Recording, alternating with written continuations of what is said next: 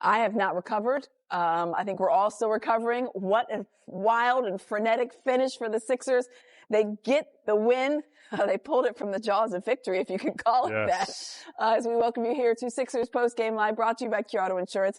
Amy Fadul alongside the coach Jim Lineman and our big man Mark Jackson.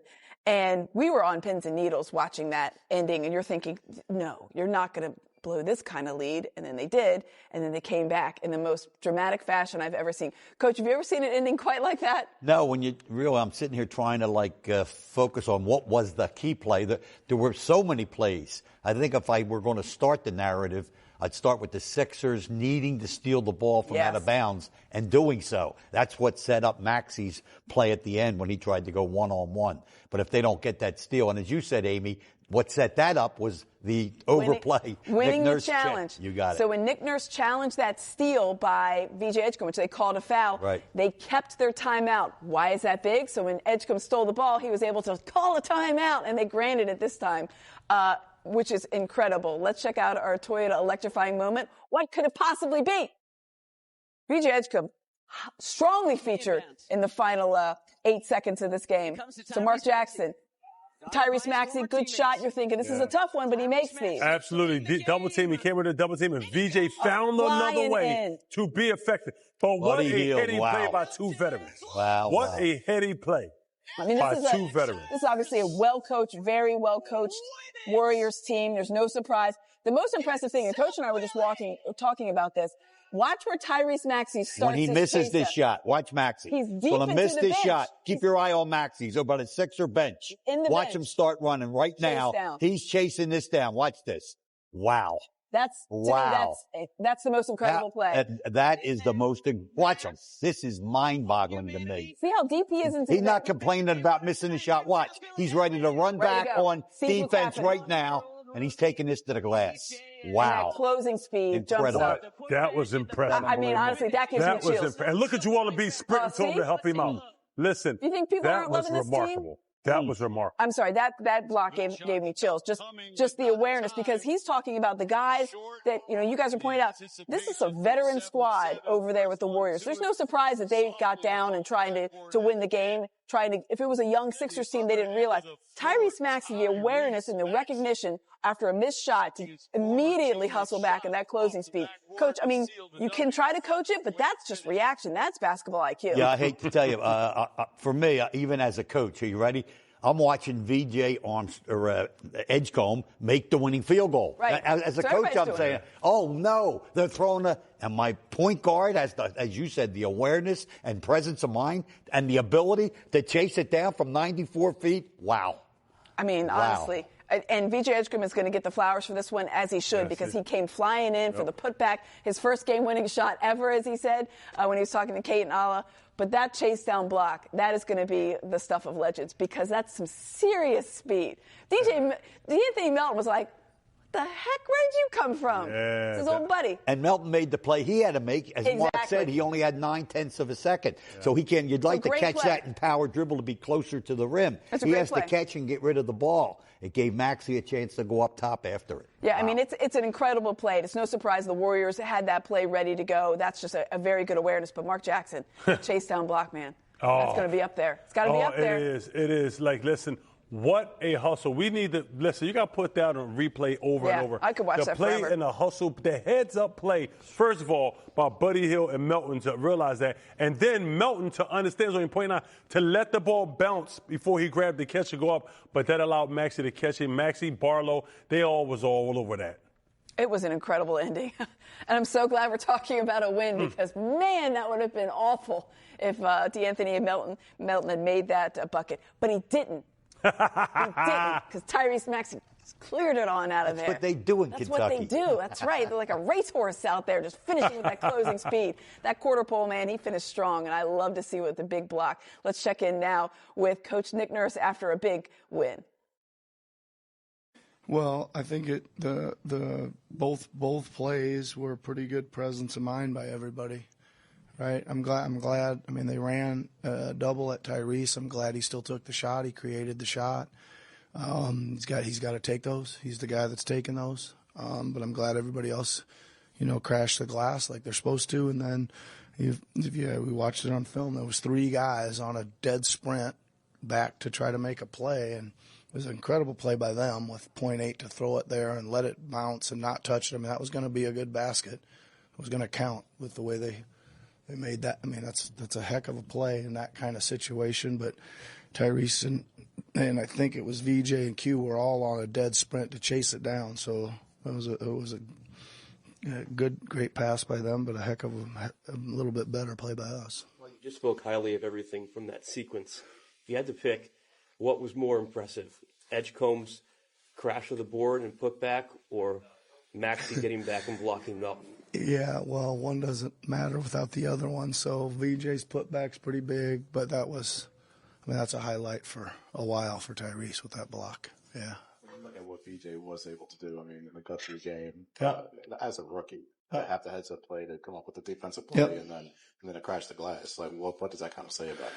Yeah, listen, he wasn't having a great night out there, I didn't think, and that's part of the reason we were using other guys. But it's kind of the same thing I thought with a couple minutes to go. Whether he's had some of these games where he just hasn't done much, and then down the stretch, I don't know, a while back, hit a big 3, get a big rebound, whatever. I just thought, well, let's go back with him and maybe he'll make a play. But I mean, he's got a nose for the ball, and he's got a nose for what's going on out there. So even though he's a rookie, he can make those plays. What happened in the second half in terms of giving up the big lead?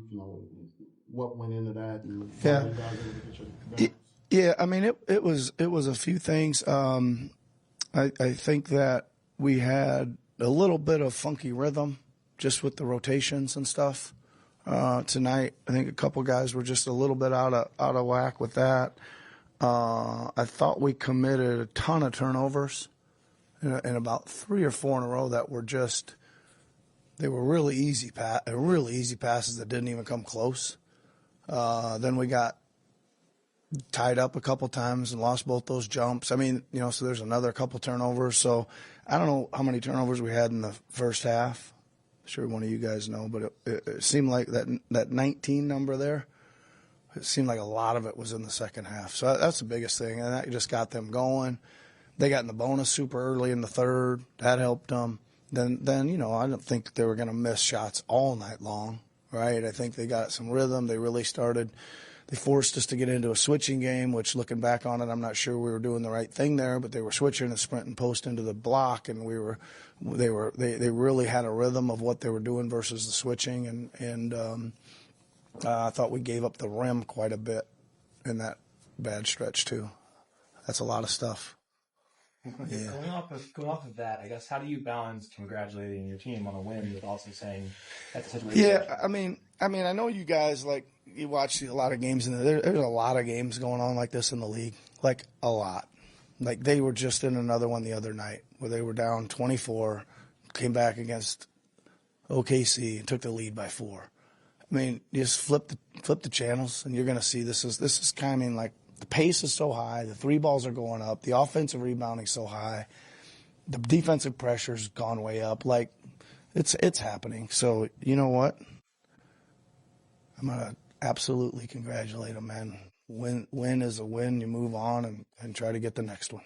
Was Joel's minutes up, and if so, in the fourth quarter? And in the fourth quarter, how difficult is that as you're watching the league go away to not be able to put him in the game? He was right where we wanted him to be there tonight with the minutes, and didn't really give it much consideration. I think that we kind of it ended up tonight that there were some longer stretches. He'd made a couple comments that he didn't really want to cool down as much, and I was, okay, I'm with that. Let's let him go while he's still warm, and it really wasn't a consideration. I think the hard part is I think Drum's been playing so well, right? And I think Drum had a tough time getting a rhythm, and it's understandable, right? He's like really logging lots of minutes, and he's getting a lot of action, lots of boards, lots of rebounding. He just didn't get in a rhythm with the subbing pattern early for him, and that was the hard one for me, because I kind of wanted to commit to him considering his body of work, and then he just couldn't quite get going. And we went to Bona. I thought did an okay job, right? He did an okay job. He went in there and got a putback right away and did a couple things, got his hand on some deflections and stuff. So it's good. I mean, that's what we're doing over there. We're trying to figure out which guys can make a play and which guys are in rhythm and all that kind of stuff. VJ alluded to a couple games where he struggled early and then made huge plays late. Do you as a coaching staff do anything different with a young guy like that to keep him up? Do you sense that any of the players maybe go out of their way to make sure that he stays up to be in that position mentally, to still be, even if he's struggling early? I think that I think we were all way up on him in general, and I think that I say this too, like a rookie's not going to play great all the time. You're going to have some real highs and real lows, and sometimes all within the same game. I just think, again, we put him in there. And just understanding that he's got ability to make a variety of plays, a block shot, a rebound, a put back, a bucket, a three. He can make a variety of plays, and we'd probably stay with that whether he's a rookie or not, right? Well, what did you make of Dom? I just feel like Dom did so many different things for you guys tonight. Yeah, he was great, man. He just, like I keep saying, you guys, he just plays hard. He just does everything hard. I mean, he was really kind of our only source of rebounding, it felt like, for a while, right? So, I mean, they do a great job crashing the glass, and we're struggling to, with a little bit of a smaller lineup to pull some of it out of there, but he saved the day on a number of possessions, yeah. One thing I liked, and we all commented when the question was asked, like, how do you kind of weigh, not wanting to chastise your team, but maybe not want to celebrate the fact that you were up 20-plus points and then you let the Warriors back in it.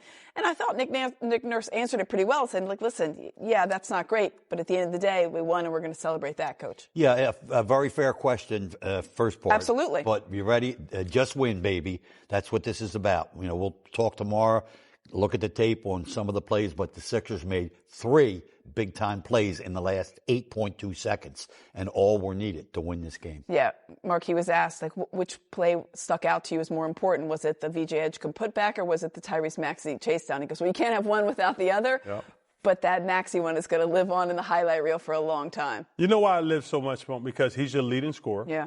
He's number 1 in NBA minutes per game, and he's also the smallest guy on your roster. And for him to make that hustle play and to pretty much solidify the game on a block shot where he was way above the rim, it just goes, like, once again, showing you proof on who he is as a player and what he's developed into. He plays both ends of the floor.